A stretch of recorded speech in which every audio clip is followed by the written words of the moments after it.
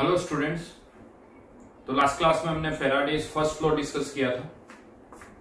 आज हम बात करेंगे फेराडेज सेकंड लॉ की। लेकिन जैसा मैंने आपको बताया, फेराडे फर्स्ट लॉ की भी ऐसा हमें कोई जरूरत नहीं थी, इजीली हम रिलेट कर सकते हैं और जैसा हमने किया भी था उसी तरह से फेराडेज सेकंड लॉ भी फेराडेज फर्स्ट लॉ से ही इजीली डिराइव हो सकता है। बट चलिए पहले स्टेटमेंट लिख लेते हैं, फिर देखते हैं वो कैसे डिराइव हो सकता है। तो फेराडेज सेकंड लॉ,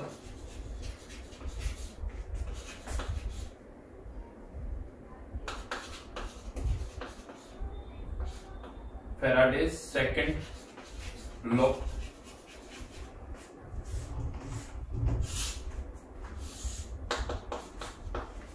लिखिए, स्टेटमेंट लिखिए। Amount of substance deposited, ratio of amount of substance deposited लिखिए,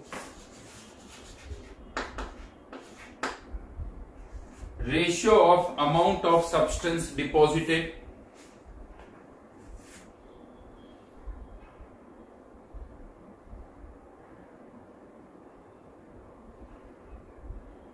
at anode or cathode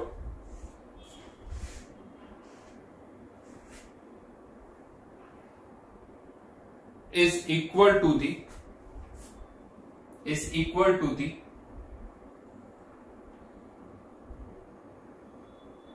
ratio of their equivalent masses, is equal to the ratio of their equivalent masses।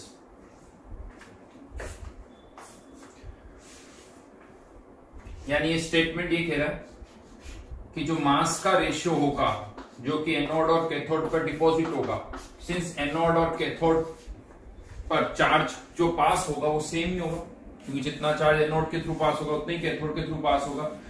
तो Faraday second law ये कह रहा है कि जो मास का ratio होगा वही इक्विवेलेंट मास का रेशियो भी होगा। ये फेराडेज सेकंड लॉ है। Mass is directly proportional to equivalent mass. तो आप कह सकते हो सर ये तो हम पहले ही डिराइव कर चुके हैं। यस, ये हम पहले डिराइव कर चुके हैं, बस डिफरेंस है कि फेराडे फर्स्ट लॉ जो था उसने कहा था Z W equals to Z into Q, और अब हमने यहां पर Z की वैल्यू डिराइव कर ली थी, Z equals to E upon 96,500 Q। तो अगर सेम चार्ज है, फॉर सेम चार्ज, अगर चार्ज जो है वो अगर सेम है तो मास का रेशियो किसके रेशियो के बराबर होगा? इक्विवेलेंट मास के रेशियो के बराबर होगा। जो मास का रेशियो होगा वो इक्विवेलेंट मास के रेशियो के बराबर होगा।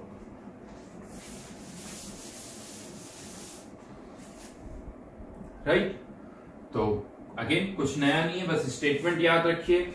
अगर इसको ऐसे भी कह सकते हैं, जरूरी नहीं कि एनोड और कैथोड, अगर बहुत सारे सेल्स सीरीज में लगे हुए हैं, बहुत सारे सेल्स अगर सीरीज में लगे हुए हैं तो हमें पता है कि सीरीज में अगर सेल्स लगे हुए हैं तो उनके थ्रू सेम चार्ज पास होगा, तो उनका जो मास का रेशियो होगा, जितने भी सब्सटेंस डिपॉजिट हो रहे हैं एनोड पर कैथोड पर, उन सब के मास का रेशियो उनके इक्विवेलेंट वेट के रेशियो के बराबर होगा।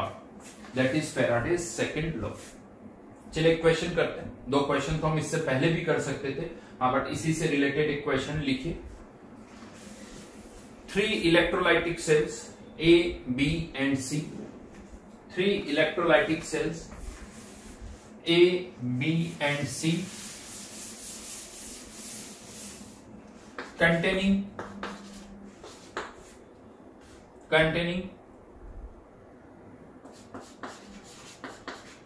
AgNO3, copper sulfate and gold chlorides respectively,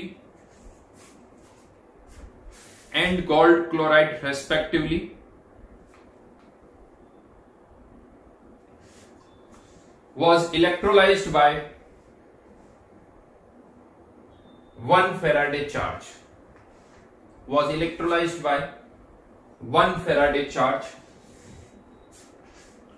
Find the mass of metal deposited at cathode, find the ratio of the ratio of mass of substance deposited at cathode if A part, these cells are connected in series, if these cells are connected in series में connect किया हुआ है तीनों को. B part,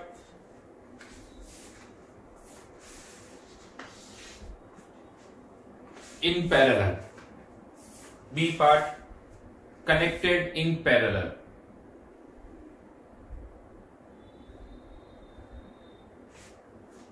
इनके atomic masses में देता हूं. अब हमें केवल मेटल से मतलब है क्योंकि डिपॉजिट तो यही हो रहा है. सिल्वर का एटॉमिक मास 108 होता है, कॉपर का 64 ले लीजिए अभी, गोल्ड का 197. फर्स्ट पार्ट का आंसर यस. केवल रेशियो निकालना है, कैलकुलेशन कुछ भी नहीं करनी है, केवल रेशियो लिख दीजिए जो भी आ रहा है डायरेक्ट.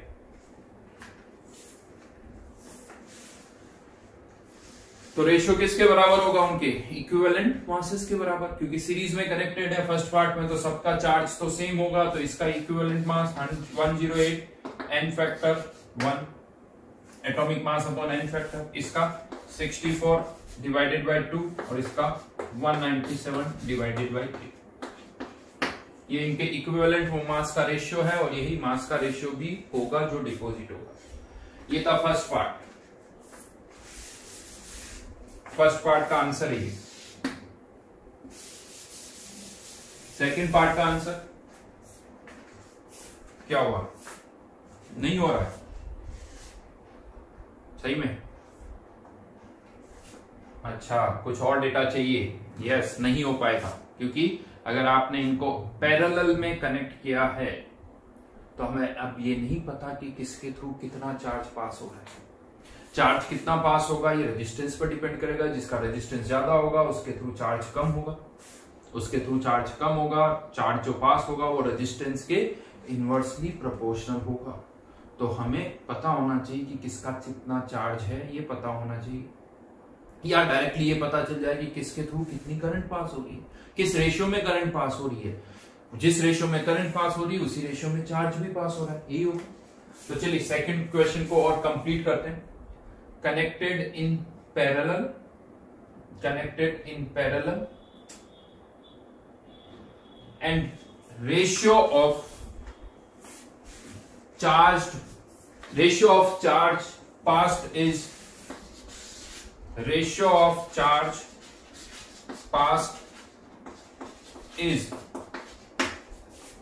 1:2:3.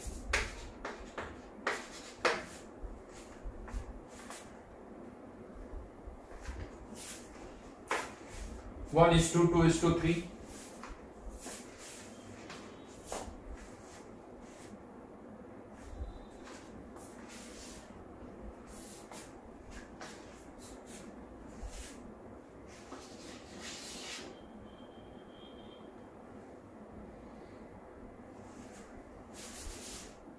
तो कह सकते हो अब तो चार्ज सेम नहीं है, और अगर चार्ज सेम नहीं है तो मास का रेशियो क्या केवल इक्विवेलेंट मास पर डिपेंड करेगा? नहीं, फॉर्मूला वापस से देख सकते हो, तो E इंटू क्यू पर डिपेंड करेगा.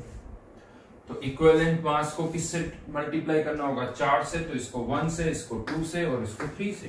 यानी answer is 108/1 into 1, 64/2 into 2, 197/3 into 3. Cancel out हो जाएंगे. चलिए जल्दी से एक पार्ट और कर लेते हैं. थर्ड, इन पैरेलली है and ratio of resistance is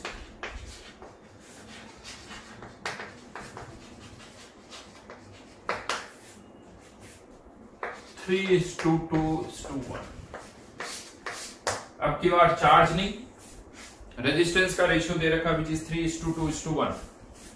yes, बताइए जल्दी से आंसर बताइए, क्या सोच रहे हो? क्या चेंज होगा आंसर?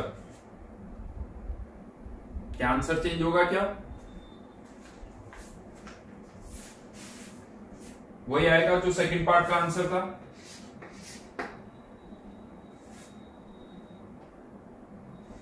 बिकॉज रेशियो जो चार्ज होता है वो रेजिस्टेंस के इनवर्सली प्रोपोर्शनल होता है। जो चार्ज होता है वो रेजिस्टेंस के इनवर्सली प्रोपोर्शनल होता है, तो वही आंसर।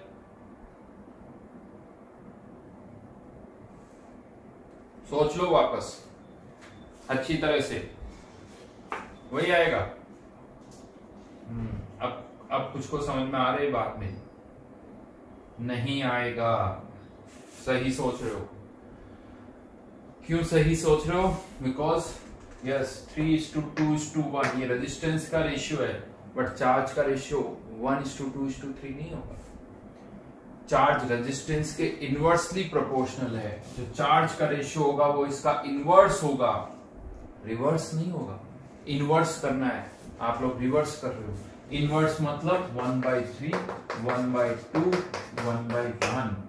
और ये जो रेशियो आएगा अगर 6 से मल्टीप्लाई कर दें 2:3:6 ये 2:3:6 आएगा।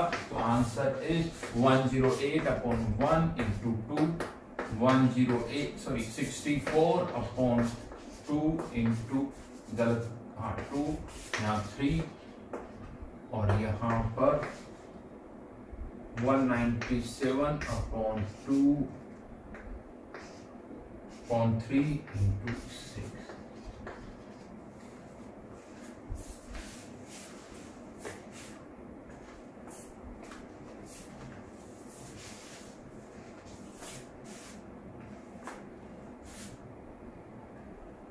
समझ में आई बात?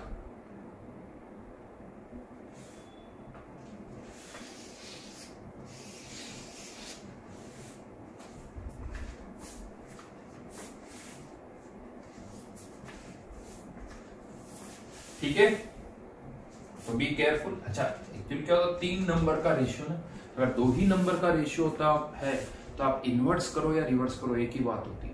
इनवर्स करो या रिवर्स करो, बट 3 नंबर का जब रेशियो आता है तो इनवर्स और रिवर्स में डिफरेंस है। सो बी केयरफुल। खैर वो मैंने इसी तरह से क्वेश्चन करवाया था कि ये मिस्टेक होने के चांसेस बढ़ गए। पहले ये पार्ट दिया फिर ये पार्ट दिया। सो बी केयरफुल, जल्दबाजी में इस तरह की मिस्टेक हो सकती है, तो अच्छी तरह से याद रखना। अगर 3 नंबर का रेशियो तो इनवर्स अलग होगा और रिवर्स अलग होगा। ठीक है, तो ये था Faraday's first law and second law. कितनी अमाउंट डिपॉजिट होगी वो हमने डिस्कस किया। एनोड पर कितना डिपॉजिट होगा, कैथोड पर कितना डिपॉजिट होगा, वो हमने यहाँ पर डिस्कस किया। लेकिन ये जो सारा डिस्कशन था वो तब था जब सेल में एक ही केटायन और एक ही एनायन। क्या होगा अगर सेल में एक से ज्यादा केटायन या एक से ज्यादा एनायन है, तो फिर क्या होगा वो अब हमें देखना है। तो केस 2 पर आ जाते हैं। Solution containing more than 1 cation and anion.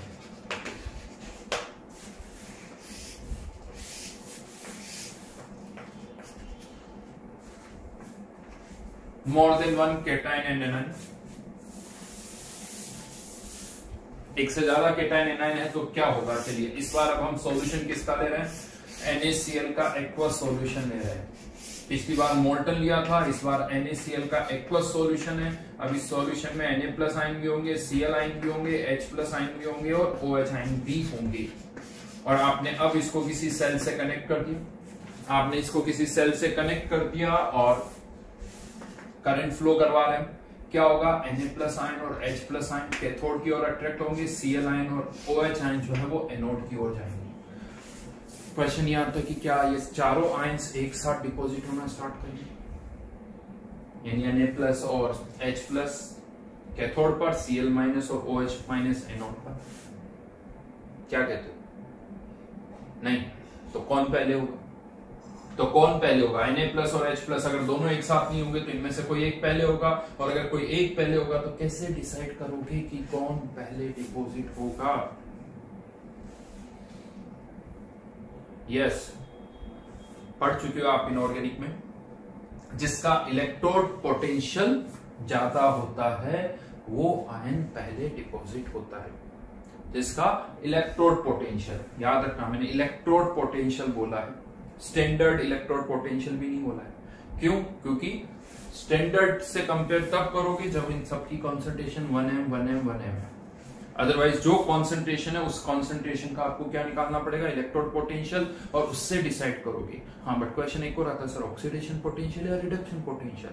तो बड़ा सिंपल सा है, जहां ऑक्सीडेशन हो रहा है वहां ऑक्सीडेशन पोटेंशियल से कंपेयर करोगे, जहां रिडक्शन हो रहा है वहां रिडक्शन पोटेंशियल से कंपेयर करोगे। Na+ और H+ का रिडक्शन हो रहा है तो वहां पर रिडक्शन पोटेंशियल को यूज करोगे, Cl- और OH इनका ऑक्सीडेशन हो रहा है तो वहां पर उनसे ऑक्सीडेशन पोटेंशियल से कंपेयर करेंगे। तो लिखिए पहले एक line, substance with higher electrode potential, substance with higher electrode potential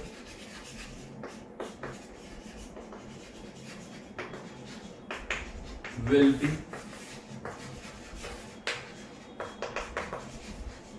deposited first. Higher electrode potential will be deposited first.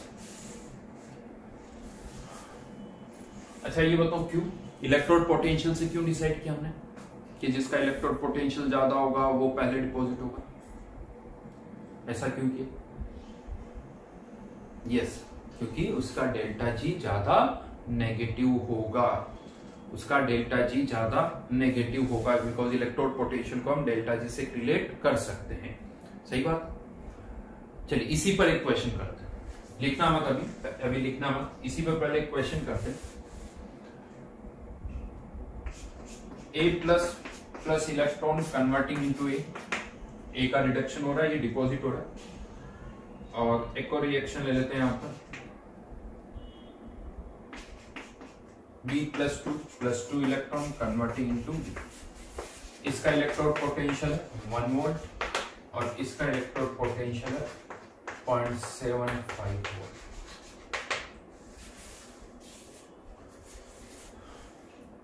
A+ B+2 electrode potential दे रखे, बताइए कौन पहले डिपॉजिट होगा, A+ या B+2?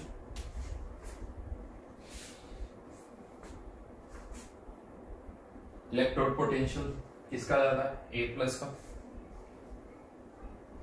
B से तो A+ का ज्यादा, तो A+ डिपॉजिट होना चाहिए। नहीं, क्यों? अगर हम डेल्टा जी निकालते हैं तो डेल्टा जी का फॉर्मूला होता है -NFE। ऑब्वियसली F तो दोनों के लिए सेम है, लेकिन इस रिएक्शन का N1 है, इस रिएक्शन का N2 है, तो जब यहाँ पर आप 2 पुट करोगे तो इसका डेल्टा जी ज्यादा नेगेटिव आएगा, इसका डेल्टा जी ज्यादा नेगेटिव आएगा। तो फिर कौन पहले डिपॉजिट होगा, A+ या B+2? बोलिए बोलिए जल्दी से।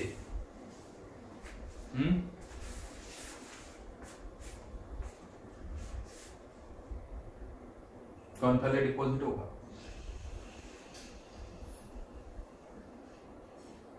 B। तो फिर ये स्टेटमेंट, जिसका इलेक्ट्रोड पोटेंशियल ज्यादा होगा वो पहले डिपॉजिट होगा, तो क्या इसका मतलब ये स्टेटमेंट तब वैलिड है जब नंबर ऑफ इलेक्ट्रॉन सेम हो, ऐसा कुछ?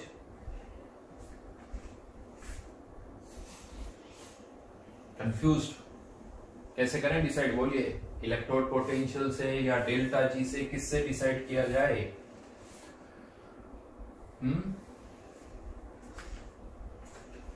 तो अब मैं बताता हूं, A+ पहले डिपॉजिट होगा, A+ पहले डिपॉजिट होगा। क्यों? चलिए समझते हैं। देखिए इलेक्ट्रोड पोटेंशियल इस रिएक्शन का 1 है, इसका 0.75। इलेक्ट्रोड पोटेंशियल जो है रिएक्शन की बैलेंसिंग पे डिपेंड नहीं करता है, बट डेल्टा जी जो है रिएक्शन की बैलेंसिंग पर डिपेंड करता है, रिएक्शन की बैलेंसिंग पर डिपेंड करता है। राइट नाउ अगर मैं इसको 2 से मल्टीप्लाई कर दूं तो इलेक्ट्रोड पोटेंशियल तो तब भी वही रहेगा। इसको 2 से मल्टीप्लाई कर सकते हैं, 3 से कर सकते हैं। अब अगर मैंने इसको 2 से मल्टीप्लाई कर दिया तो फिर यहां पर भी 2 इलेक्ट्रॉन, फिर इसका डेल्टा जी ज्यादा नेगेटिव हो जाएगा। फिर मैं इसको 2 से मल्टीप्लाई कर दूं तो इसका डेल्टा जी ज्यादा नेगेटिव हो जाएगा। यानी डेल्टा जी तो फिक्स नहीं, फिर कैसे पता करें डेल्टा जी से? तो थोड़ा सोचिए, डेल्टा जी से हम कर सकते हैं, लेकिन यहां पर अगर हम डेल्टा जी से कर रहे हैं तो सोचिए जो 2 इलेक्ट्रॉन है, 2 इलेक्ट्रॉन के लिए सोच लेता हूं, ये 2 इलेक्ट्रॉन है, इनके पास 2 ऑप्शन है कि या तो ये 1b+2 को रिड्यूस करे या 2a+ आयन को रिड्यूस करे। अब ये 2 इलेक्ट्रॉन, दोनों के लिए सेम अमाउंट ऑफ इलेक्ट्रॉन के लिए सोचना होगा आपको। ये 2 इलेक्ट्रॉन को डिसाइड करना है कि किसको रिड्यूस करना है, 2a+ को या 1b+2 को। जिसमें डेल्टा जी ज्यादा नेगेटिव होगा ये उसको रिड्यूस करेंगे, ये उसको रिड्यूस करेंगे। ऐसा नहीं हो सकता कि यहां तो हम 1 इलेक्ट्रॉन के लिए कंपेयर कर रहे हैं, यहां 2 इलेक्ट्रॉन के लिए, उसका सेंस ही नहीं बनता।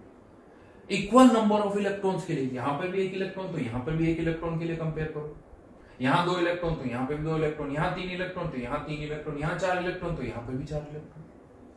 इक्वल नंबर ऑफ इलेक्ट्रॉन्स के लिए कंपेयर करिए, अनइक्वल नंबर नहीं होना चाहिए, तभी कंपैरिजन हो पाएगा। भाई ये 2 इलेक्ट्रॉन आए हैं, 2 इलेक्ट्रॉन जब आए तो अभी ये डिसाइड करेंगे कि इनके पास 2 ऑप्शंस थे, B2+ और 2a+। अकॉर्डिंगली जिसका डेल्टा जी ज्यादा नेगेटिव होगा वो उसको रिड्यूस करेंगे। मतलब नंबर ऑफ इलेक्ट्रॉन्स दोनों में सेम होनी चाहिए, n सेम होना चाहिए, f सेम होना चाहिए।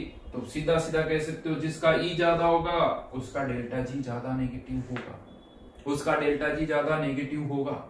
या फिर आप इसको ऐसे कहते हो, डेल्टा जी को n से डिवाइड कर देते हैं। डेल्टा जी इसे ऐसे बोला जाता है पर mole of electron, delta G पर मोल ऑफ इलेक्ट्रॉन। ये वैल्यू जिसकी ज्यादा नेगेटिव होगी वो रिएक्शन पहले होगी, वो रिएक्शन पहले होगी।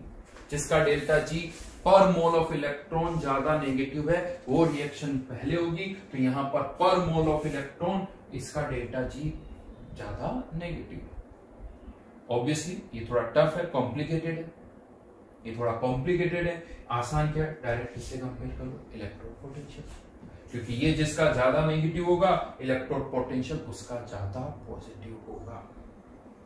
अब आंसर अलग अलग नहीं आएगा, आप इलेक्ट्रोड पोटेंशियल से करें या डेल्टा जी पर मोल ऑफ इलेक्ट्रॉन से करें, आंसर हमेशा सेम आएगा। तो अब यहां पर एक लाइन लिख सकते हो आप, substance with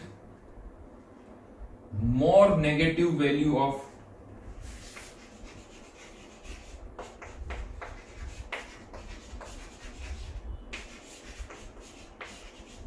delta G will be deposited first.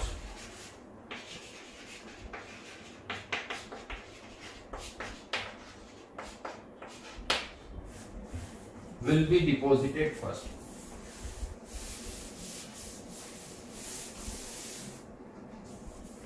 Even मैं आपको बता दूं, इसी से रिलेटेड एक और एग्जांपल है। आप इनऑर्गेनिक में इलिंगम डायग्राम पढ़ चुके होंगे, मेटलर्जी में आते हैं इलिंगम डायग्राम आप कर चुके होंगे।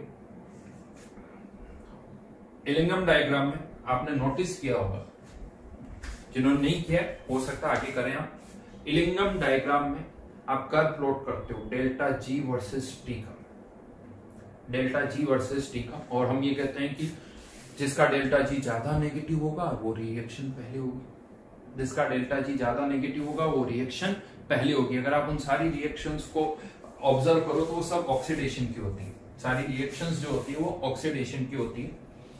तो वहां पर आपने कभी रिएक्शंस को बैलेंस किए हुए देखा कि रिएक्शंस को कैसे बैलेंस किया गया होगा?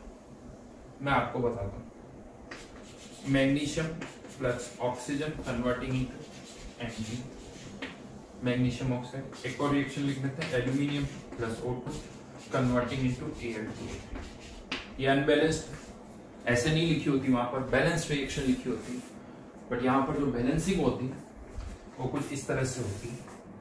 कि ऑक्सीजन का कोफिशिएंट यहाँ और यहाँ सेम होता है, उसके अकॉर्डिंग आप सब कुछ चेंजेस करते हैं। यहाँ 2 है, यहाँ 2 आ जाएगा, इसका 1, यहाँ कोफिशिएंट 1 रखना, तो 2 ही ऑक्सीजन है हमारे पास, और ऑक्सीजन अगर 2 ही है तो यहाँ पर क्या आएगा 2/3 और यहाँ पर क्या आ जाएगा 4/3।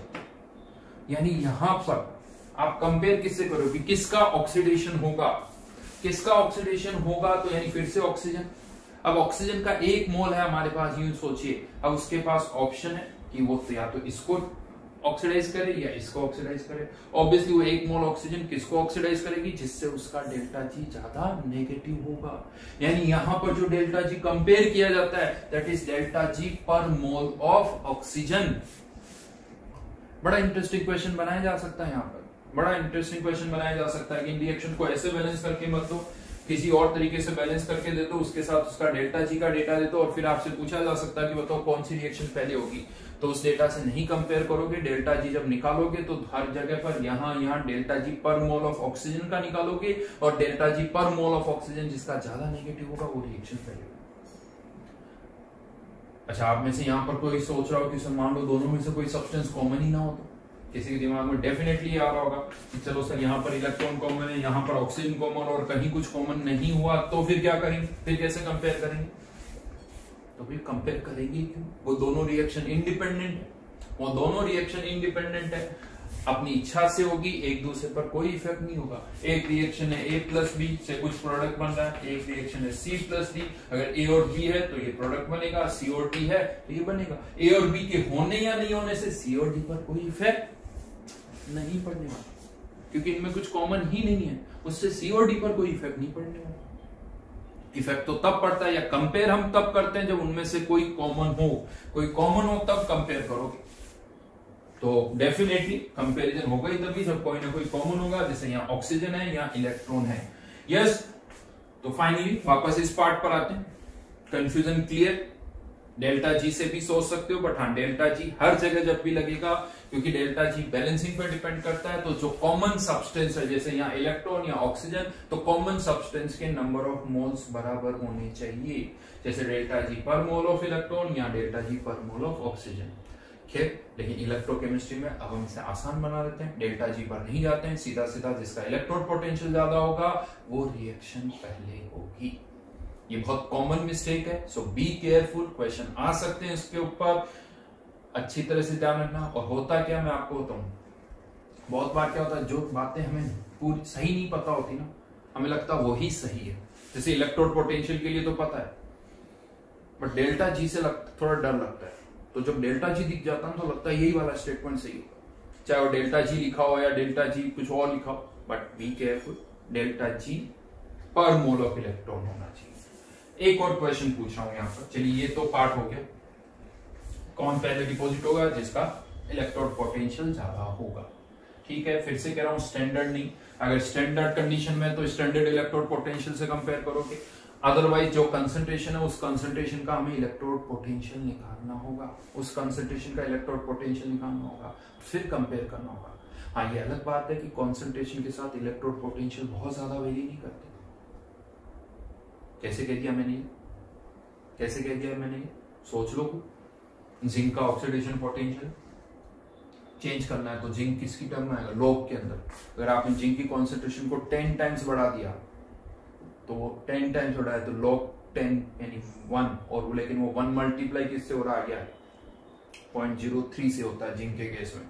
यानी जिंक की कॉन्सेंट्रेशन 10 टाइम्स बढ़ाने पर कॉन्सेंट्रेशन में कितना चेंज हुआ, इलेक्ट्रोड पोट, जिंक की कॉन्सेंट्रेशन 10 टाइम्स बढ़ाने पर इलेक्ट्रोड पोटेंशियल में कितना चेंज हुआ, 0.03 का।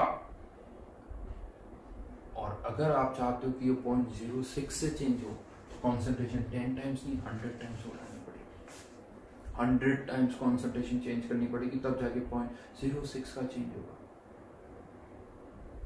1000 टाइम्स कॉन्सेंट्रेशन बदलनी होगी, जब जाके 0.09 का चेंज होगा। तो सोचो अगर मैं आपसे कह दूं कि 0.2, 0.4, 0.5 इतना इलेक्ट्रोड पोटेंशियल चेंज करना, तो पता नहीं कितनी कॉन्सेंट्रेशन चेंज करनी। तो इसलिए कॉन्सेंट्रेशन से इलेक्ट्रोड पोटेंशियल चेंज होता है, लेकिन बहुत चेंज नहीं होता। तो अगर किसी के स्टैंडर्ड इलेक्ट्रोड पोटेंशियल में अच्छा खासा डिफरेंस है, तब कॉन्सेंट्रेशन चेंज करने पर भी वो डिफरेंस रहेगा ही रहेगा। इसीलिए बहुत जगह पर हम स्टैंडर्ड इलेक्ट्रोड पोटेंशियल से कर लेते हैं, ये मानते हुए कि कॉन्सेंट्रेशन के कारण इनमें कोई ज्यादा इलेक्ट्रोड पोटेंशियल में ज्यादा चेंज नहीं हो रहा है। बट अगर हमें कॉन्सेंट्रेशन गिवन है तो हमेशा हम कॉन्सेंट्रेशन कैलकुलेट करेंगे। आए हुए क्वेश्चंस आए हुए हैं, मैं बताऊंगा। शीट के अंदर क्वेश्चंस है, जेई में आए हुए हैं क्वेश्चंस है, जहां पर जेई में इसी तरह से क्वेश्चन पुट अप किए गए। बी केयरफुल, देखते हैं। इनको मैंने देख दिया, अब ध्यान रखना जेई में कहां गलती नहीं होनी चाहिए। वो जो क्वेश्चन कौन सा वो नहीं बताया, बट दिमाग में रहना चाहिए कि सर ने ऐसा कुछ कहा था। चलिए इसी में हम एक और क्वेश्चन पुट करते हैं।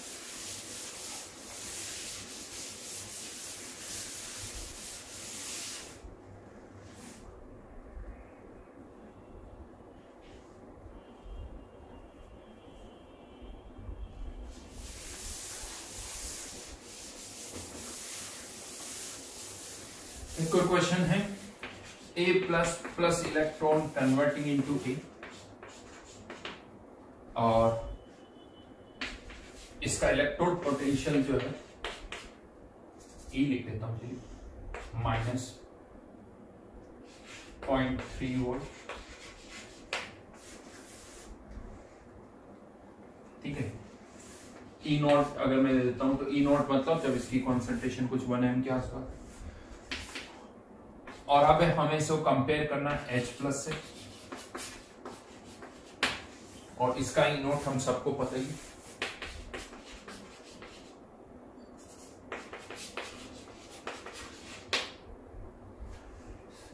इमेजिन करिए पानी में आपने A प्लस आयन डाल दिए, और आपको पूछा जाता है कि कौन पहले रिड्यूस होगा, A प्लस या H प्लस, कौन पहले रिड्यूस होगा। डेल्टा जी से नहीं, इलेक्ट्रोड पोटेंशियल से डायरेक्टली सोच सकते हो। तो इसका ई नॉट 0, इसका ई नॉट -0.3, कौन पहले होगा, H प्लस।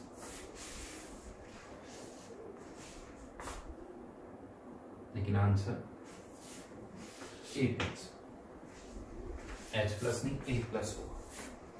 क्यों? चलिए फिर से सोचते हैं क्यों ऐसा। तो ये बताइए, आपने पानी में A प्लस डाला तो पानी में ये H प्लस कहां से आ गया? इस कह सकते हो सर पानी के आयोनाइजेशन से आ रहा, पानी आयोनाइज होता है H प्लस और OH में, उससे आ रहा है। बड़ा कॉमन है सर, ये तो आपको भी पता होगा। अच्छा ये बताओ, ये तो मुझे भी पता, सही बात है, लेकिन पानी आयोनाइज कितना होता है? पानी कितना आयोनाइज होता है सोचो। पानी में H प्लस आयन कॉन्सेंट्रेशन कितनी होती है प्योर वाटर में? 10⁻⁻7। 10⁻⁻7। सपोज करिए आपके पास 1 लीटर सॉल्यूशन है तो H प्लस आयन के मोल्स कितने होंगे? 10⁻⁻7। और अगर आपको 1 मोल H प्लस आयन चाहिए तो पानी पता है कितना यूज करना पड़ेगा? 10⁻7 लीटर। ऐसे बोलने में तो बड़ा अजीब सा लगता है, 10⁻7 8 कुछ भी लगा दो, पर 10⁻7 लीटर का मतलब पता है कितना होता है? 10 मिलियन लीटर्स। 10 million litres. एक पानी का टैंकर जो आता है ना, जो जनरली सप्लाई करता है, आपने उसको भी देखा होगा, तो उसमें भी पानी जो है ना 15-20 हजार लीटर के आसपास आता है, और मैं बात कर रहा हूँ 10 मिलियन लीटर्स की। इमेजिन कर लो आप, मुश्किल है बस कर सकते हो। तो अगर आपके पास 1-2 लीटर पानी, तो उसमें तो H प्लस आयन जो है वो बहुत ही कम है। अब मान लीजिए आपने कह दिया कि नहीं सर हमने तो 1 इक्विवेलेंट करंट पास कर दी, 1 इक्विवेलेंट करंट यानी 1 फेराडे चार्ज आपने पास कर दिया, और 1 इक्विवेलेंट चार्ज पास करोगे तो 1 इक्विवेलेंट सब्सटेंस डिपॉजिट भी होगा। और H प्लस की बात करूं तो इसका आयन फैक्टर तो 1 है, तो H प्लस के 1 मोल डिपॉजिट होंगे। अगर आपने 1 फेराडे चार्ज पास किया है, suppose H plus ion deposit हो रहे हैं, तो 1 मोल H प्लस आयन डिपॉजिट होंगे। क्या इतने H प्लस आयन थे उस 1 लीटर के पानी में? थे क्या? नहीं थे। H प्लस नहीं थे, H2O बहुत सारे थे।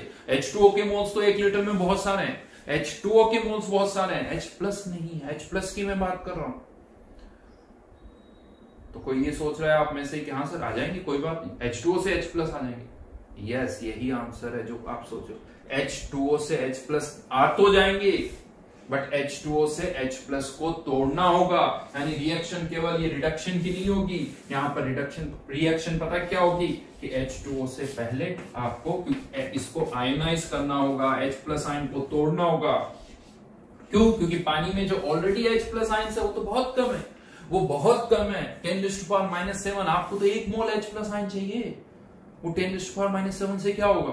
भूल जाओ उसको, तो ये भूल जाओ उसको, क्योंकि वो बहुत कम है। तो आपको 1 मोल H प्लस आयन चाहिए, तो आपको 1 मोल वाटर को आयनाइज करना होगा। ये आयनाइज होंगे, आयनाइज होने के बाद इनका रिडक्शन होगा, और रिडक्शन तो ओवरऑल रिएक्शन जो यहां पर होगी, जो ओवरऑल रिएक्शन यहां होगी वो केवल H प्लस का रिडक्शन नहीं होगा, ओवरऑल रिडक्शन यहां पर ये होगी।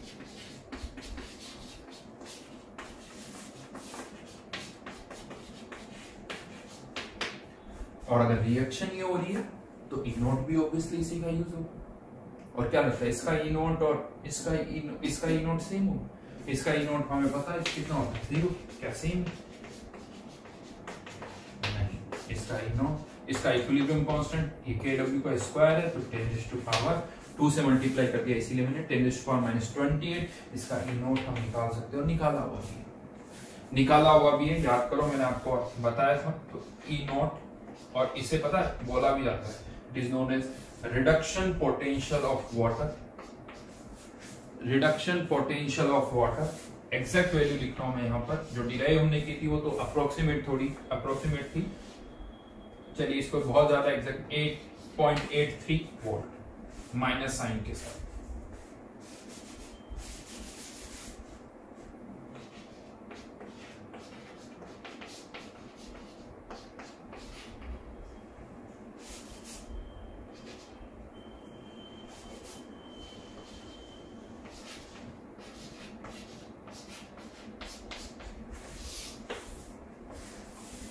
-0.83 वोल्ट।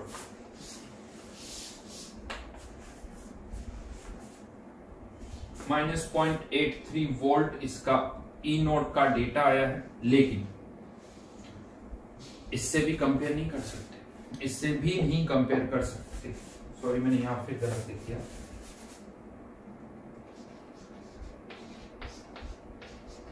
इसे बोला जाता है रिडक्शन पोटेंशियल ऑफ वाटर।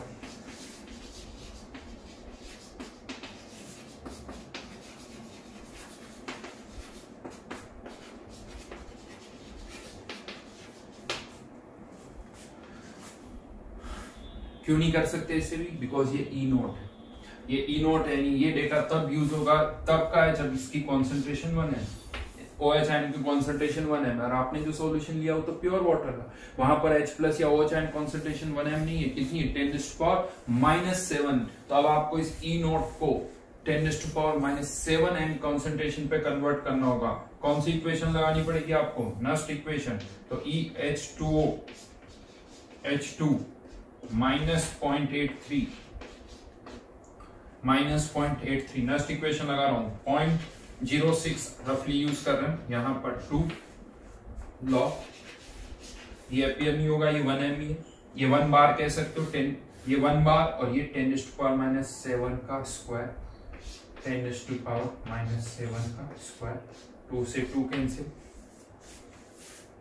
2 से 2 कैंसिल, 10⁻⁻⁷, -7 आगे आएगा तो प्लस 0.06 इंटू 7 0.42 प्लस में ये -0.83, तो कितना हो जाएगा? -0.41। यहां लिख रहा हूं मैं इसको EH2O H2 at pH 7 equals to -0.4. Yes, this is the reduction potential of water at pH 7। और ये डेटा याद भी रखना आपको, ये डेटा आपको याद रखना है। ये वाटर का रिडक्शन पोटेंशियल है किस pH पर? pH 7 पर है। और अब जो कंपैरिजन होगा A प्लस का वो इससे होगा, वो A प्लस का कंपैरिजन इससे होगा। कौन पहले रिड्यूस होगा? A plus. वाटर नहीं होगा, वाटर नहीं होगा, A प्लस पहले रिड्यूस होगा, क्योंकि इसका कंपैरिजन अब इससे होगा। यस, जब भी आप वाटर से H प्लस आयन ले रहे हो, वाटर से अगर H प्लस आयन ले रहे हो और उनका रिडक्शन हो रहा है, तो इसे H प्लस का रिडक्शन मत बोलो, इसे H प्लस का रिडक्शन मत बोलो, इसे वाटर का रिडक्शन बोलो। जैसे लास्ट टाइम हमने देखा था मेटल स्पेरिंगली वाले केस में भी ये किया था, वहां केवल सिल्वर का रिडक्शन या सिल्वर का ऑक्सीडेशन नहीं हो रहा था, वहां सिल्वर या का रिडक्शन या ऑक्सीडेशन नहीं हो रहा था, ओवरऑल रिएक्शन कुछ और हो रही थी, उसी का हमने ई नॉट यूज किया था। यहां पर भी एक्जैक्टली वही करना होगा। यस, ये मेजर कंफ्यूजन है। इवन बहुत बार क्या होता है इलेक्ट्रोकेमिकल सीरीज में भी हम यही बोलते हैं कि पानी एक्वस सॉल्यूशन है, कौन से आयंस पहले डिपॉजिट होंगे, जो H+ के ऊपर होंगे वो H+ से पहले रिड्यूस हो जाएंगे, जो H+ के नीचे हैं वो H+ के बाद रिड्यूस होंगे। तो मैं आपको बता दूं H+ मत बोलो, H2O बोलो। H2O से कंपेयर करो, अगर रिडक्शन हो रहा है तो ये रिडक्शन पोटेंशियल ऑफ वाटर है। और मैं आपको बता दूं इसका मतलब ये नहीं कि ऑक्सीडेशन पोटेंशियल ऑफ वाटर इसका माइनस कर दो, ऑक्सीडेशन पोटेंशियल ऑफ वाटर इसका माइनस कर दो, नहीं जी नहीं, ये वाटर के रिडक्शन पोटेंशियल की रिएक्शन है। अगर आप वाटर के ऑक्सीडेशन पोटेंशियल की रिएक्शन चाहते हो तो वो अलग होगी, वो ये नहीं होगी। हेडिंग डालिए, ऑक्सीडेशन पोटेंशियल ऑफ वाटर।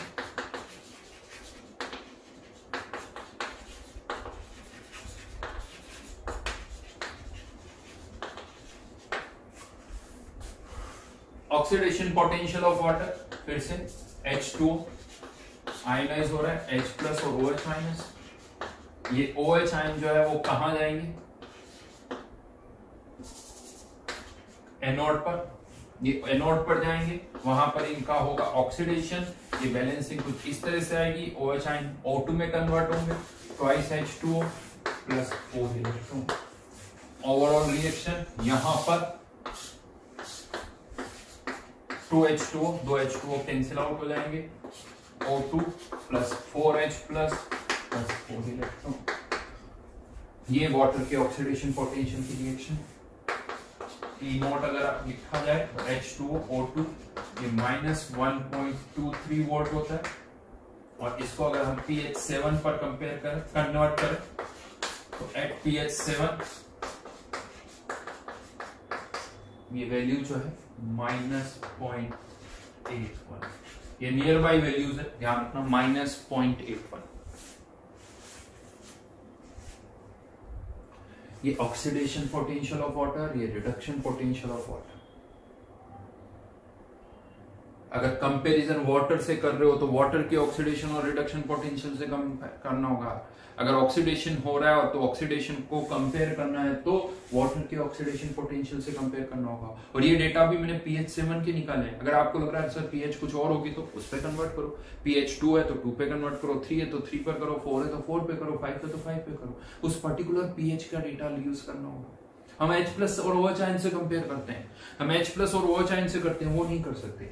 हाँ, एक ही केस में कर सकते हो। अगर आपने पानी में HCl डाल दिया, अगर आपने पानी में 1-2 मोल HCl डाल दिए तो अब पानी में H+ आयन से है, अब हमें H+ आयन वाटर से नहीं चाहिए, अब हमें H+ आयन वाटर से नहीं चाहिए, तो आप फिर डायरेक्ट H+ के रिडक्शन पोटेंशियल से कंपेयर कर सकते हो। पानी में अगर आपने NaOH डाल दिया तो OH आयन के ऑक्सीडेशन पोटेंशियल से कंपेयर कर सकते हो। लेकिन अगर ये H+ आयन वाटर से आ रहे हैं तो इसे बोलिए रिडक्शन पोटेंशियल ऑफ वाटर और ऑक्सीडेशन पोटेंशियल ऑफ वाटर। ये रिएक्शन आपको लिखनी होगी। यस, मैं बता दूं जनरली नहीं पता होता है, यहाँ मेजर कंफ्यूजन होता है। बट अगर आप एनसीईआरटी भी पढ़ लोगे तब भी समझ में आ जाएगा, एनसीईआरटी भी पढ़ लेंगे तब भी ये समझ में आ जाएगा जो मैं आपसे कह रहा हूं, मैं पढ़नी पड़ती है उसके लिए।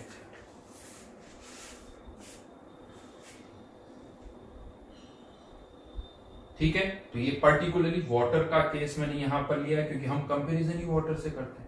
अभी हम जब बात करेंगे तो मोस्टली जो हमारा कंपैरिजन होगा वो वाटर से होगा, H+ या OH आयन से नहीं होगा। हमारा कंपैरिजन वाटर से होगा, वाटर का रिडक्शन पहले होगा या वाटर का ऑक्सीडेशन पहले होगा, ये हम कंपेयर करते हैं। तो ये दोनों रिएक्शन, इन दोनों की ये डेटा खासकर pH7 का आपको याद होना चाहिए। इसे थोड़ी प्रैक्टिस करनी होगी, बार बार लिखना होगा क्योंकि बहुत बार चैप्टर में आपको ये रिएक्शन लिखनी पड़ेगी। ऑक्सीडेशन पोटेंशियल तो O2 बनता है, रिडक्शन पोटेंशियल तो H2। ठीक है, तो अब आप कह सकते हो कि अगर कौन पहले डिपॉजिट होगा कौन बाद में डिपॉजिट होगा, डेटा गिवन होंगे। अगर वाटर वाला केस है तो वाटर के डेटा तो हमें याद है, तो उससे हम बता सकते हैं कि कौन पहले रिड्यूस होगा कौन बाद में रिड्यूस होगा। लेकिन इलेक्ट्रोड पोटेंशियल के डेटा गिवन होने चाहिए। ये थोड़ी हम सारे इलेक्ट्रोड पोटेंशियल के डेटा याद करेंगे, नहीं, हमें इलेक्ट्रोकेमिकल सीरीज याद नहीं करनी है, बस ये वाटर के डेटा याद रखने हैं। लेकिन ऐसा हुआ है, जेई में भी ऐसा हुआ है, और ऐसा बहुत बार होता है कि क्वेश्चंस आते हैं और वहां इलेक्ट्रोड पोटेंशियल के डेटा नहीं गिवन होते, और फिर भी हमसे पूछ लिया जाता है कि बताओ कौन पहले डिपॉजिट होगा, कौन बाद में डिपॉजिट होगा। तो अब क्या करें, अगर इलेक्ट्रोड पोटेंशियल के डेटा नहीं गिवन है तो क्या किया जाए। तो मैं आपको बता दूं, अगर डेटा नहीं गिवन है तो हर केस में तो हम नहीं बता सकते, इतने सारे एलिमेंट्स है, सबका डेटा हम यहाँ नहीं कर सकते। तो ये जो क्वेश्चंस ऐसे आते हैं जहां पर आपको इलेक्ट्रोड पोटेंशियल के डेटा नहीं गिवन होते, ये बड़े लिमिटेड नंबर ऑफ क्वेश्चंस होते हैं। ऐसा नहीं कि रैंडमली कुछ भी पूछ लिया जाए कि बताओ आयरन पहले डिपॉजिट होगा या कोबाल्ट पहले डिपॉजिट होगा या मैग्नीशियम पहले डिपॉजिट होगा या क्रोमियम पहले डिपॉजिट होगा, ऐसा नहीं होता है।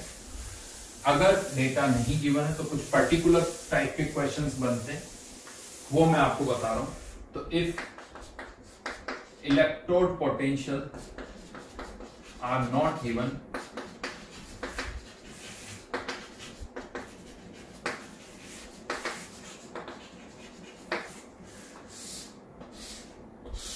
if electrode potential are not given, then in case of cation, cations की अगर हम बात करें तो लिखें यहां पर आयंस ऑफ, लिखें यहां पर in case of cations, ions of copper, mercury, silver, platinum and gold. Ions of copper, mercury, silver, platinum and gold are deposited first,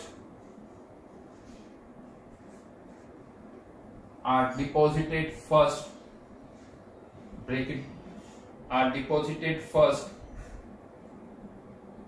then H plus ion from H2.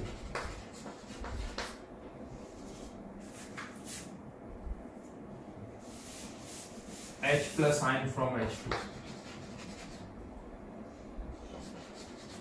और मैं बता दूं, इसको याद करना बहुत आसान। वैसे तो ये सारे इनर्ट नेचर के एलिमेंट्स हैं, इनर्ट नेचर के एलिमेंट्स हैं, इनको वैसे ही आयंस में रहना पसंद नहीं, सब इनर्ट नेचर के हैं। तो अगर इनके आयंस हैं तो वो रिड्यूस होना चाहिए, H प्लस से पहले रिड्यूस होना चाहिए।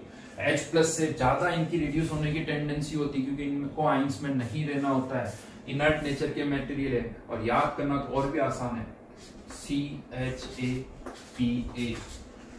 क्या हो गया इसको, क्या बोल सकते हो, CHAPA, यस, छापा, छापा।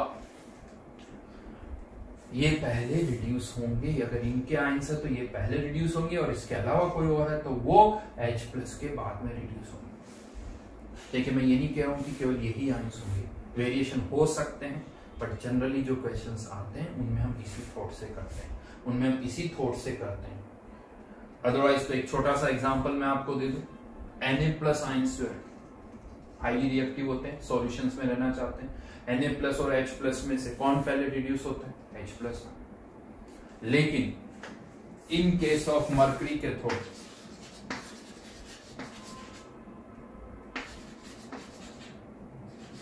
In case of mercury cathode directly, यानी कैथोड अगर मर्करी का बना हुआ है तो Na प्लस जो है वो H प्लस से पहले डिपॉजिट हो जाता है। क्यों ऐसा होता है, क्योंकि यहाँ पर अब Na प्लस आयन जब डिपॉजिट होता है तो डिपॉजिट होने के बाद वो मर्करी से रिएक्ट भी कर देता है, और जब वो मर्करी से रिएक्ट करता है तो उस रिएक्शन का डेल्टा जी भी पिक्चर में आ जाता है, उस रिएक्शन का डेल्टा जी भी पिक्चर में आ जाता है, तो ओवरऑल डेल्टा जी बदल जाता है। जबकि ये सारे डेटा हम तब ले रहे हैं जब प्लेटिनम इलेक्ट्रोड है, कोई रिएक्शन नहीं हो रही उसकी, तब के कंपैरिजन। तो ये ऑर्डर फिक्स नहीं है, बहुत सारे फैक्टर्स पर डिपेंड करता है। तो इन केस ऑफ आयंस यहाँ पर फर्दर एक और चीज लिखिए, फ्रॉम एक्वस सॉल्यूशन की बात कर रहा हूं मैं, यानी कंपैरिजन किससे हो रहा है, H प्लस से। इवन मैंने ये नहीं कहा कि ये पहले होगा या ये पहले होगा, सिल्वर पहले होगा या मर्करी पहले होगा या गोल्ड पहले होगा, ऐसा कुछ नहीं कहा है। इनके आयंस H प्लस से पहले होंगे, यानी कंपैरिजन केवल किससे हो रहा है, इन आयंस का H प्लस आयन से, इन आयंस का H प्लस आयन से, कि कौन H प्लस से पहले होगा, कौन H प्लस के बाद में होगा। यानी ये जो कंपैरिजन हम कर रहे हैं H प्लस से। But in case of anions, in case of anions सबसे कम टेंडेंसी होती है सल्फेट आयन की ऑक्सीडाइज होने की, NO3, then OH ion, chloride, bromide ion from again aqueous solution। यानी ये OH आयन जो है वो किससे आ रहे हैं? वाटर से। तो एक तरह से यहाँ पर कंपैरिजन किससे हो रहा है? वाटर के ऑक्सीडेशन पोटेंशियल से, वाटर के ऑक्सीडेशन पोटेंशियल से। लिखा हुआ OH है क्योंकि OH आयन लिखने से समझ में आ जाता है कि ये एनोड पर जा रहा होगा, यानी किसकी बात कर रहे हैं? ऑक्सीडेशन पोटेंशियल की। OH ion negative, anode positive, OH ion anode पे जा रहे होंगे, यानी ऑक्सीडेशन हो रहा होगा। तो अब आप कह सकते हो किसका ऑक्सीडेशन हो रहा है? वाटर का ऑक्सीडेशन पोटेंशियल हो रहा है।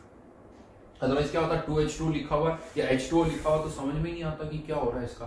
ये नहीं समझ में आता कि ऑक्सीडेशन हो रहा है रिडक्शन, बिकॉज H2O का तो ऑक्सीडेशन भी हो सकता है, रिडक्शन भी हो सकता है। डायरेक्ट H2O नहीं जाता, H2O पहले आयंस में टूटता है और आयंस के बाद ये ऑक्सीडेशन या रिडक्शन होता है।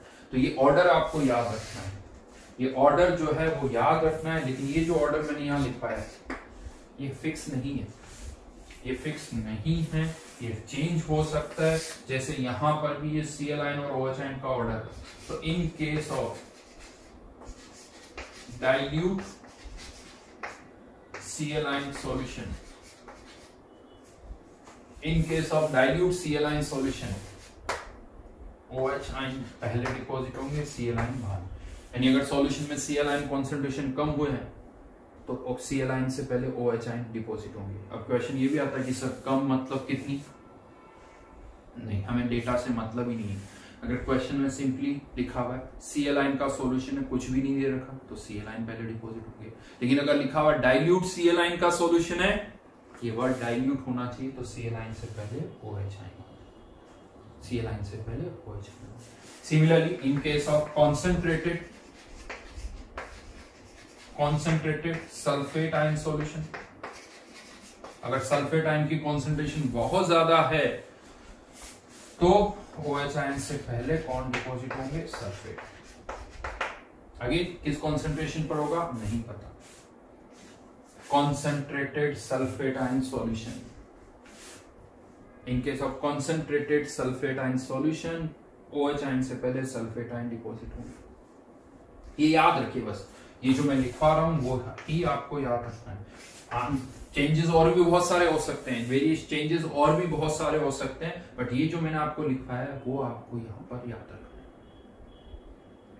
वो आपको अच्छी तरह से पता होना चाहिए। तो ये तब है जब हमें डेटा नहीं गिवन हो। ये सारी बातें हम कब कर रहे हैं? जब हमें डेटा नहीं गिवन है। अगर डेटा नहीं गिवन है तो इस ऑर्डर को फॉलो करेंगे, इससे डिसाइड करेंगे कौन पहले डिपॉजिट हो रहा है कौन बाद में। और जैसे ही आपने ये डिसाइड किया कौन पहले हो रहा है कौन बाद में, अब तो क्वेश्चन वापस वैसे ही बनेंगे जैसे पहले बन रहे थे कि कितना डिपॉजिट होगा, मास कितना होगा, उसी तरह के क्वेश्चन बनेंगे। तो बस यहाँ पर केस 2 में जो चेंज आया वो ये आता है कि ये डिसाइड करना होगा कि कौन पहले डिपॉजिट होता है कौन बाद में डिपॉजिट होता है। मैं आपको बता दूं ये बहुत मुश्किल है। ये जो हमने ऑर्डर लिखा है ये कुछ पर्टिकुलर कंडीशंस पर है, ये किसी पर्टिकुलर कंडीशन आइडियल सिचुएशन पर है। क्वेश्चंस आते हैं तो इस थॉट से हम कर सकते हैं। ये एग्जामिनर की हेडेक है, ये एग्जामिनर की हेडेक है कि अगर वो क्वेश्चंस बना रहे हैं तो हमारे पास तो ऑप्शन यही है कि हाँ इसी लॉजिक से हम आंसर देंगे। अदरवाइज प्रैक्टिकली बहुत सारे फैक्टर्स, अगर आपने बहुत सारे सब्सटेंस डाल दिए सॉल्यूशन के अंदर, बहुत सारे और आयंस है, तो हो सकता है कि ये ऑर्डर चेंज हो जाए। जैसे मैंने आपको बताया ना जिंक का इलेक्ट्रोड पोटेंशियल जो हम मेजर कर रहे हैं, सॉल्यूशन में केवल जिंक होना चाहिए और कुछ नहीं होना चाहिए। बाकी आयंस के कारण भी इलेक्ट्रोड पोटेंशियल थोड़े बहुत चेंज होते हैं। वो कितना इफेक्ट करते हैं वो हम इस तरह से नहीं बता सकते। ठीक है, तो अब डायरेक्टली क्वेश्चन पर आ जाते हैं। कोई परेशान होने की जरूरत नहीं, क्वेश्चंस बहुत सिंपल से आते हैं। ये नहीं आपको वो सारे केसेस आप एग्जामिनर उन केसेस पर क्वेश्चन बनाएंगे जहां पर कंफ्यूजन है, नहीं, जिन पे हो सकता है वो सब मैंने लिखवा दिए हैं। अब कोई कंफ्यूजन नहीं, कोई टेंशन नहीं है, बस जो लिखा हुआ है उसको याद करिए, ऑटोमेटिकली क्वेश्चन सारे सॉल्व हो जाएंगे। जैसे लेट्स से NaCl का एक्वस सॉल्यूशन, NaCl का एक्वस सॉल्यूशन क्या करना है, रिएक्शंस लिखिए, reaction at anode, reaction at cathode और नेचर ऑफ सॉल्यूशन। क्या मतलब इसका नेचर ऑफ सॉल्यूशन का, वो भी मैं बताऊंगा आपको। नेचर ऑफ सॉल्यूशन, NaCl का एक्वस सॉल्यूशन एनोड पर पहुंच जाते हैं एनाइंस, एनाइंस कौन कौन से होंगे, Cl माइनस और OH आयन। तो राइट नाउ Cl आयन और OH आयन में से कौन पहले डिपॉजिट होगा, Cl आयन। नॉर्मल बात करें तो twice Cl converting into Cl2 + 2 electron, ये ऑक्सीडेशन की रिएक्शन होगी। कैथोड पर कौन जाएंगे, H+ आयन और Na+ आयन, लेकिन ये H+ आयन किससे आ रहा है, वाटर से। डिपॉजिट कौन होगा, H+, यानी वाटर का रिडक्शन। तो यहाँ पर वाटर के रिडक्शन की रिएक्शन लिखिए। ये प्रैक्टिस करनी होगी, थोड़ी आदत डालनी होगी आपको। इनिशियली लिखने में प्रॉब्लम होगी, धीरे धीरे आदत पड़ जाएगी। ये रिडक्शन वाटर के रिडक्शन की रिएक्शन है। डायरेक्ट नहीं लिख पा रहे हो तो पहले H+ की रिएक्शन लिखिए, फिर ये सोचे कि H+ किससे आ रहे हैं, वाटर से। तो वाटर को भी आयनाइज करवाइए, H2O converting into H+ + OH-, फिर दोनों को ऐड कर दीजिए तो H+ आयन कैंसिल आउट हो जाएंगे, OH आयन रह जाएंगे। अब यहाँ पर नेचर ऑफ सॉल्यूशन का मतलब, जब हमने स्टार्ट किया तब सॉल्यूशन ये मान लीजिए न्यूट्रल था, pH 7 थी। लेकिन अब जैसे जैसे ये रिएक्शन होगी, साफ साफ दिख रहा है यहाँ पर कौन से आयंस प्रोड्यूस हो रहे हैं, OH ion. OH ion produce हो गए, सॉल्यूशन बेसिक हो जाएगा। और ऐसे भी सोच सकते हो, वाटर से H+ आयन भी आए और OH आयन भी आए, लेकिन H+ तो डिपॉजिट हो गए, H+ तो रिड्यूस हो गए, बट OH आयन वही रह गए। तो इसीलिए सॉल्यूशन जो है वो क्या हो जाएगा, बेसिक। अब यहाँ पर एक और तरह का क्वेश्चन बनेगा। अभी तक तो क्वेश्चन ये बनते आए थे कि इतने इक्विवेलेंट चार्ज पास किया, बताओ एनोड पर कितना प्रोड्यूस होगा, कैथोड पर कितना सब्सटेंस प्रोड्यूस होगा। आसान है, जितने इक्विवेलेंट चार्ज उतने ही इक्विवेलेंट क्लोरीन भी प्रोड्यूस होगी, उतने ही इक्विवेलेंट हाइड्रोजन भी प्रोड्यूस होगी। बट इसके साथ में आप ये भी कह सकते हो कि उतने ही इक्विवेलेंट OH आयन भी प्रोड्यूस होंगे, बिकॉज इक्विवेलेंट कॉन्सेप्ट है, सबके इक्विवेलेंट्स बराबर होंगे, जितने H2 के जितने Cl2 के उतने ही इक्विवेलेंट OH आयन के भी होंगे। तो OH आयन के इक्विवेलेंट्स फाइंड आउट कर सकते हो, OH आयन के उससे मोल्स आ जाएंगे। OH आयन का इनफैक्टर तो 1 ही है, OH आयन का इनफैक्टर तो 1 ही है, तो उससे मोल्स आ गए, मोल से कॉन्सेंट्रेशन, और हम pH भी निकाल सकते हैं, और हम यहाँ पर pH भी फाइंड आउट कर सकते हैं। राइट, एक एग्जांपल में और ले देता हूँ, Na2SO4, इसका इलेक्ट्रोलाइसिस कर। अब एनोड पर कौन जाएंगे, सल्फेट आयन और OH आयन, लेकिन कौन डिपॉजिट होंगे, OH आयन। वाटर का ऑक्सीडेशन होगा। अब यहाँ पर वाटर के ऑक्सीडेशन की रिएक्शन लिखते हैं, O2 4H plus 4 electron, sorry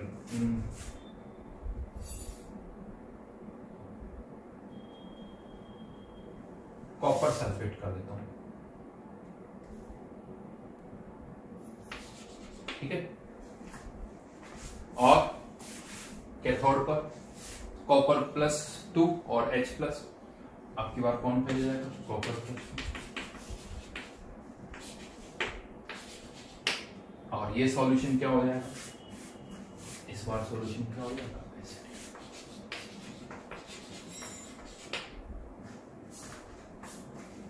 आपको रिएक्शन लिखनी है CuCl2 के लिए और Na2SO4, और बताना है सॉल्यूशन एसिडिक होगा, बेसिक होगा, क्या होगा, न्यूट्रल होगी।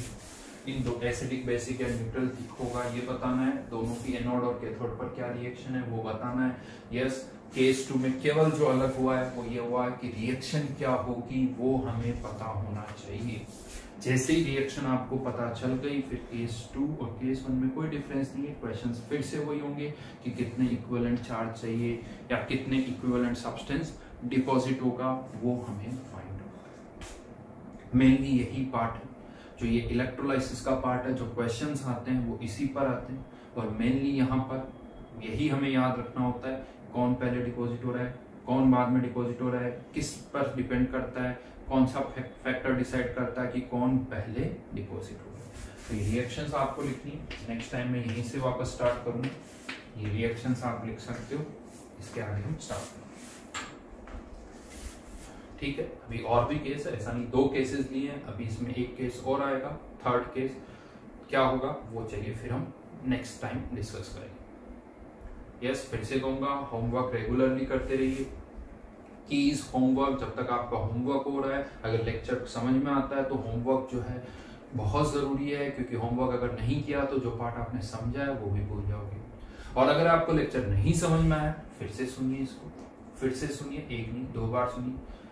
हो सकता है 100% तब भी समझ में नहीं आया। अगर आप होमवर्क करोगे तो करते करते आपको समझ में और आएगा। क्वेश्चंस करने पर क्लियरिटी बढ़ती है, मैं आपको बता दूं, कॉन्फिडेंस और अच्छा आता है, चैप्टर की अंडरस्टैंडिंग और बढ़ती है और ज्यादा अच्छी तरह से वो समझ में आता है। तो इसलिए होमवर्क बहुत जरूरी है। आई थिंक रेगुलर होमवर्क करिए, होमवर्क नहीं छूटे। जो भी आपके डाउट्स है व्हाट्सएप ग्रुप पर पूछते रहिए। अगर आपको लग रहा है कि आपका क्वेश्चन का आंसर नहीं आया तो फिर से पोस्ट करिए, रिपीटेडली पोस्ट करिए कि अगर आपको आपके क्वेश्चन का आंसर नहीं मिला है तो। ठीक है ना? तो चलिए मिलते हैं नेक्स्ट क्लास में। Thank you.